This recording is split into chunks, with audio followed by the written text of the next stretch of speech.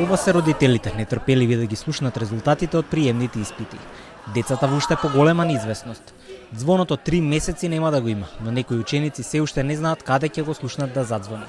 Ваков е случајот во Скопската гимназија Орце Николов, каде што се пријавиле повеќе ученици отколку што има место во клупите. Треба да се исполнат 9 паралелки, а вишок од пријавени се филтрираат денес преку приемни испити. Се спремав 2 дена, немав доволно време, ама не беа тешки тестовите, беа лесни.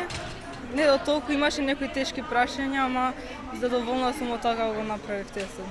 Мислам дека ќе положам, а ако во случај не, тогаш во друга гимназија се запишала. Јас едноставно мислам дека е дискриминирачки, значи во целата држава нема приемни испити, во другите училишта само овде нашите деца поминуваат низ тоа, меѓутоа ги знаевме однапред правилата на игра.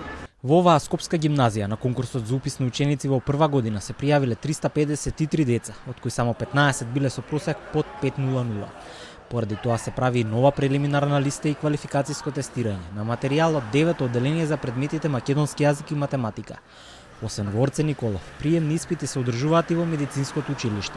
Со оглед на тоа дека се работи за голема бројка на ученици, доколку повторно има голема група со изброј напоени кои што нема да може да се класифицираат, насоките кои што ги добивме од Биро за развојно образование од МОН дека има резервен тест кој што би требало повторно да се решави, тоа би било повторно денес. Јас се надевам дека нема да дојде до таква ситуација. Не сме училиште каде што се запишуваат само петкаши, условно кажано, туку и самите ученици покажуваат доста солидни резултати, каде што наставниот кадар им излегува во пресред.